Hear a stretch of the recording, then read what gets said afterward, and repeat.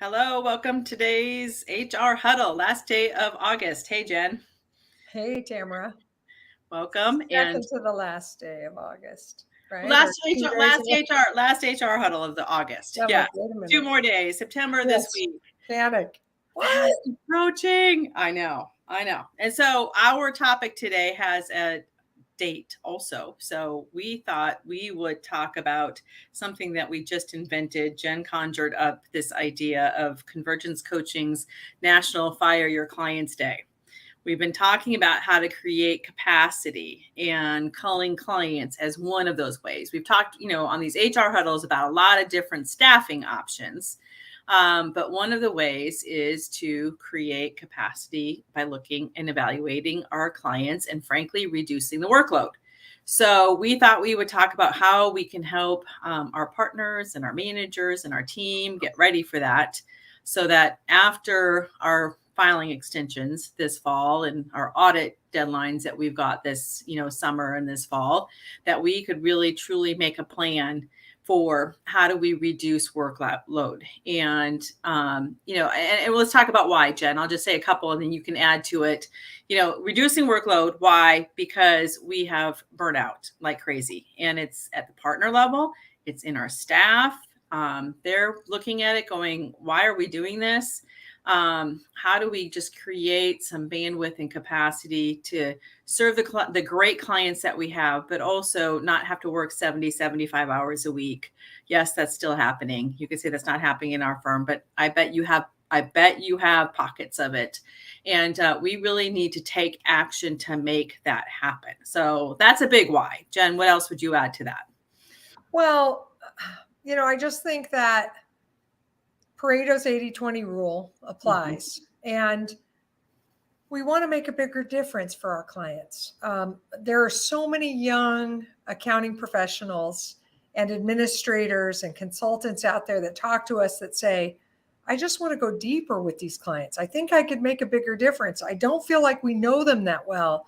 I feel like we're just skating the surface of the work with them, and there's more that they could use, but we're afraid to even meet with them and have a meal with them or a phone call with them that's not related to service because we're scared they'll ask us for more and we don't have any capacity to give it to them. So one of the whys of why we have to reduce the number of clients is because we pride ourselves as a profession that makes a big difference and goes deep in relationships, but we are unable to right now because we just are outmanned and outwomaned on sheer hours just to get the basic surface level compliance work done.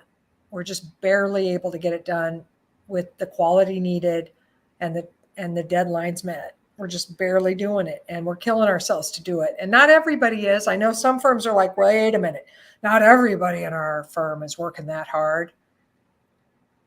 How many ditch diggers do you need to be burned out and overwhelmed and upset before you make a change to the way work is? You know what I mean? Okay, yeah, some people aren't as overworked, and you could say, well, I'm not going to fire clients. We'll just move the work around. Well, all right, if you can do that, but we don't believe you can. Right. We think that firing your clients, we don't like this, by the way.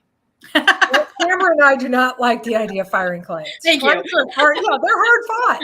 Clients are hard fought. We have spent a lot of marketing money as an overall profession. We've spent a ton of sales time, and we've spent a lot of energy to cultivate these client relationships. So this conversation is not taken lightly.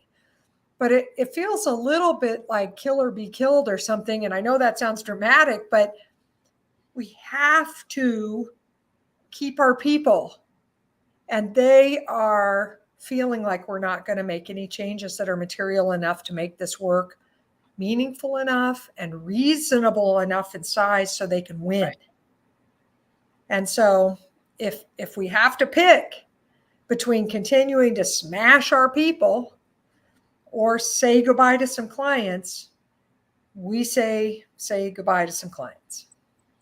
It is one of the business model shifts that we have to make. We've been talking about a lot of different business model shifts, and this is one that we just have to get focused. So if we can think about it like that, how do we focus? And gosh, I agree with what Jen just said. It is hard. We have relationships, we have people we care about. We look at, our client list, and it's like we have all the same reasons and objections, and we've been doing it. It doesn't take that much, and it's easy and it's profitable, and we've got really long-standing relationships. We know all the reasons. We feel them. We can recognize them. We can empathize with them. But we also have to say, while we might be able to do all this work, is it the right thing for us to do all that work? And that's where narrowing and focusing and going deeper and figuring out how we can do more for those clients that value it, appreciate it, will pay for it, but also just the breadth, not just single one-offs anymore. And that's, I know, difficult also, but that's probably one of the biggest decisions that a lot of firms are making is we don't accept any one-off clients anymore. No standalone 1040s, no standalone, even just individual, small audits, or, our client accounting clients. Like there's a package, if you will, or there's value added services around that, advisory services, and we're pricing it that way, we're packaging it that way, and then we're able to make a bigger difference, and your clients will appreciate it. In the long run, we know it's also the right thing for the clients. We're doing it, maybe for more selfish reasons, because we need to, create space for our staff and for our partners. But we also know it will make a difference in the long run, for the clients when we make this hard decision. For sure. And the thing is that, I look at this whole firing clients thing, and I know that first, HR Huddle, why are we talking about firing clients? This is a marketing conversation, or this is a executive committee conversation or something. Well, HR, you own the success of our talent relationships, and this is a keep our talent initiative. Right. So that's what this is. And I have been, traveling the country in the last little bit, and Tamera and Renee as well. And every place we go, we meet all these young people, and we've just had, 250 seniors through our senior programs, senior and supervisor programs. And we're hearing what they're saying about how they feel about the workload, and how, they hear people say worst busy season in 34 years. And, batten down the hatches, this fall is going to be a disaster, and they're like, that's a business plan, like that. This is a business model that you guys are okay with, and they're looking at it and they're thinking, this doesn't make sense, and I don't want to build a career here. And if we have a significant number of CPAs retiring over the course of the next 5 years, and we do, it's a staggering percentage, and the silver tsunami in the workforce in general, we have to keep the CPAs we have to keep the consultants and the administrators, and we can't have a business model that doesn't make sense to them. And this overcommit, barely deliver, kill ourselves doing it, and apologize to the family later model of doing business, that's just not a model that they want to sign up for a lifelong career. So HR, if you want to tell a story that's wow factor and amazing, you tell a story that on October 21st, our firm is going to, unfortunately, say goodbye to some amount of work that will get our capacity right size for spring. And some people might be thinking, why October 21st? Like, where'd you come up with that random date, Convergence? And it's not a random date. Here's how the cycle of service goes.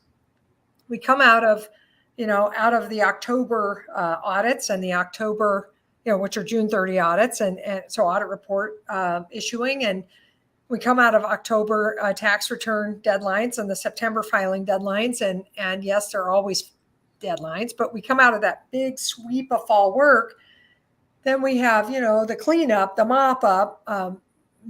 November and May are quitting months in our profession, and they're quitting months because people come out of October and they're like, I'm done. So if we can, I want to do something symbolic before the quitting month starts. That's number one. Number two is, if we don't let them go at the end of October, then nobody wants to let them go during the holidays. They're like, oh, bad form. We can't fire people during the holidays. What a terrible thing to do. So then we roll into January and then they're like, it's really too late for the cycle of service to do it. So we'll have to wait until spring, and then we're like, all right. Then they get to spring and they're like, well, we extended half of them. So we'll have to wait until fall. And that's what we do every year, year after year. So October 21st, we want you to do it. We want you to lead the charge. Let some clients go symbolically, please.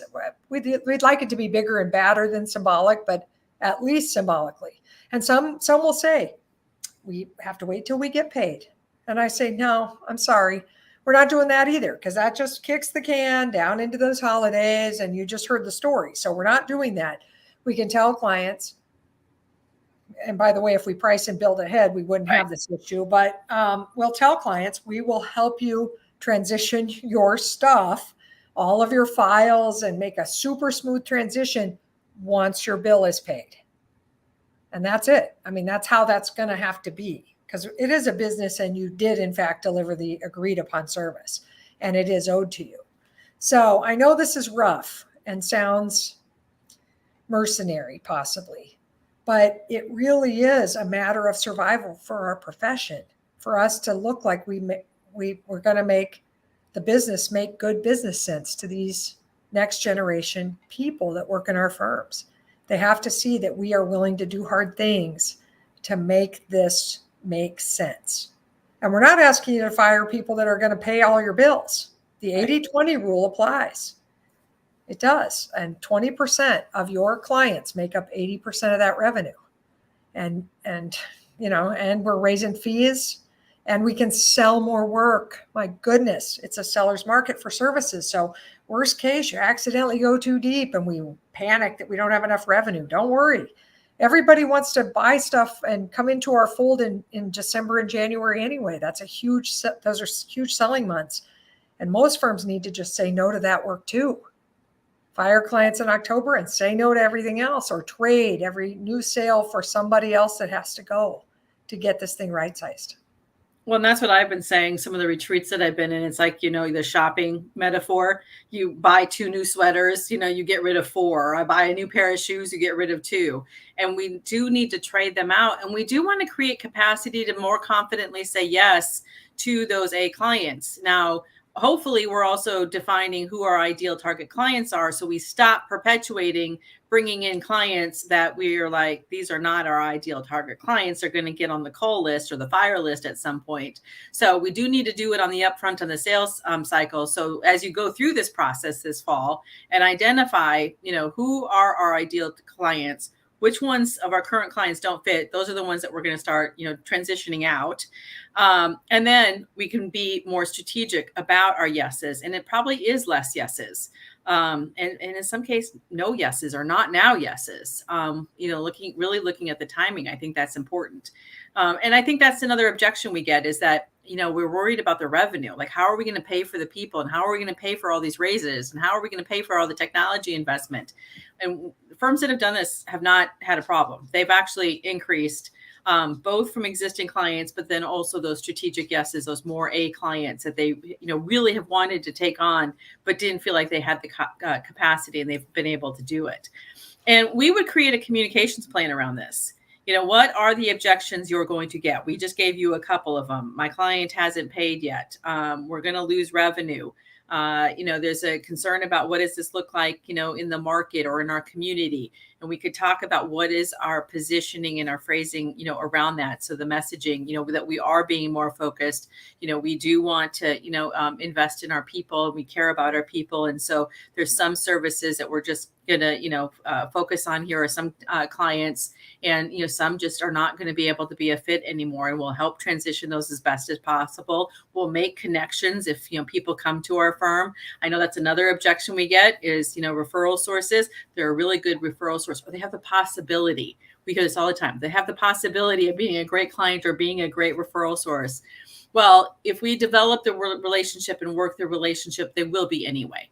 So they don't necessarily have to be a client, or at some point when it's right for them to be a client, then they can come on and be a client. So there's a host of, objections and communications that we can help people be consistent in your messaging, across the firm, but also more confident, when we go to do this process. And that's why we're talking about it in August. We need to plan for it. We need to start having conversations with it. This isn't going to be a one conversation. We've been having these conversations for years in the profession. And so we want to get, pretty laser focused, and scientific about it, with, who we're going to call and then what our communication is. So we taught a webinar, my partner, Renee Mulders, who's been on HR Huddle before, and I taught in the last month for CPA crossings, we taught a webinar all about culling clients, the firing the client process. And we gave all the objections that people will have to firing. And, we definitely, addressed those objections in that webinar. And we gave a bunch of tools and resources, and people that attended, we had the best attendance, and they were so brilliant in their chatting, that the ideas that they had were so amazing. One young man posted, and it was so fun. He said, listen, we produced the entire list of who to call, and we put all the financial factors, but also these other factors like, are they digital? Do we have fun working with them? Do they value us? These things. So they put a spreadsheet together, and they put that spreadsheet of who they recommended to fire in front of the partner group without any client names or partner names. And they got approval. I love it. Okay. Guess what though? Now they have to put down names, and then they're expecting a battle.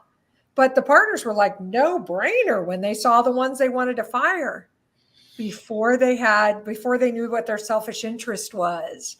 And that's the other thing, HR, ladies and gentlemen, you could help these folks manage the hard task of having these conversations, because many of our HR brethren here, you are good with employee relations. You are good with conflict. You are good delivering difficult messages or handling difficult questions. So you could help embolden these people and give them the skills that they need. And you might be saying, well, wait a minute, marketing should be doing that. Well, yes, but you could support it.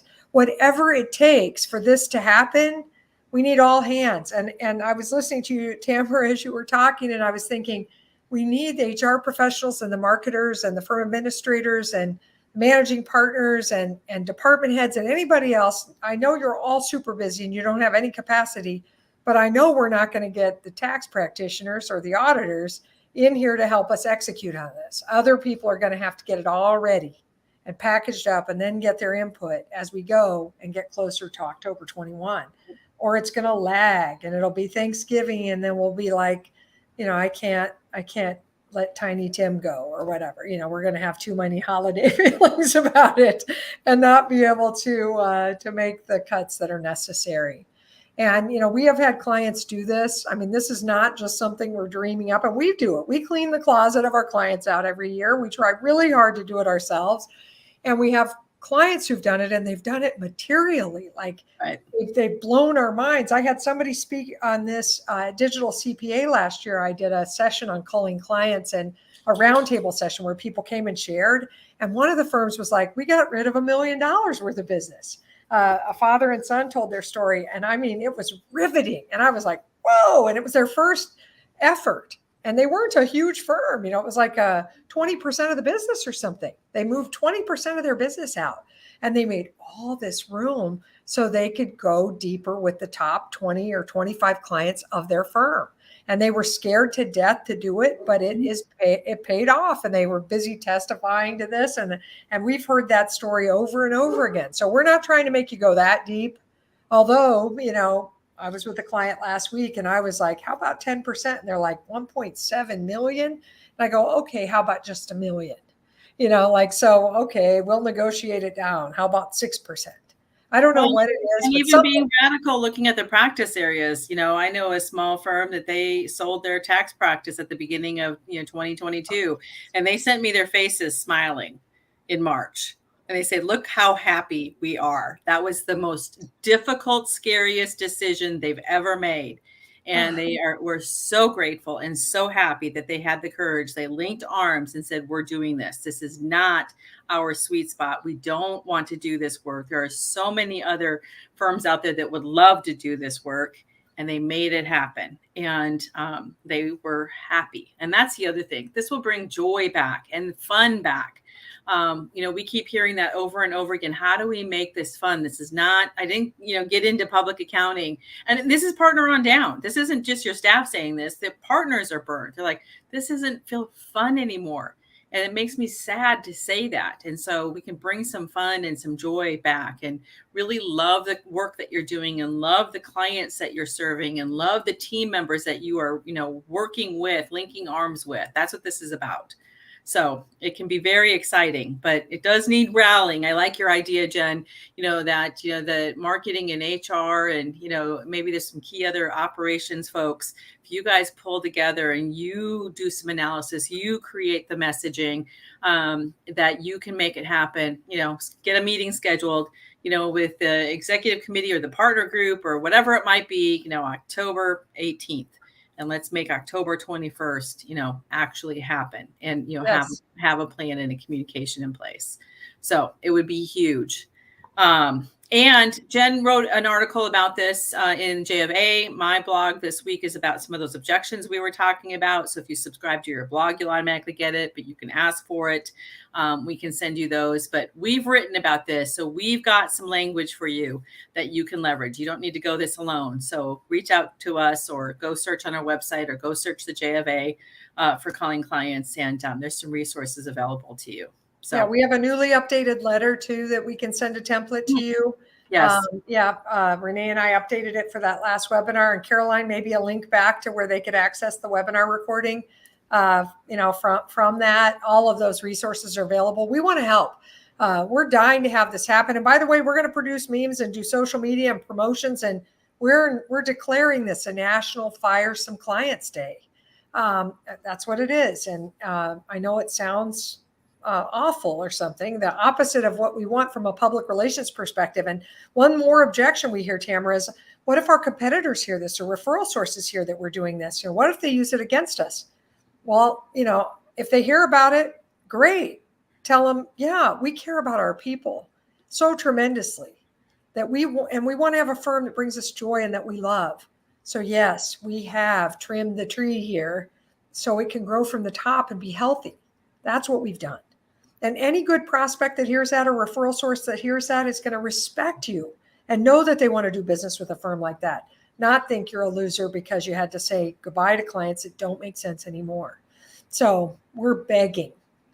I told somebody recently they said, what's your job like? And I said, well, I spend a lot of time begging these days, begging people to please make these changes so that our young people will stay in this profession and so that we can really have the workforce that we need.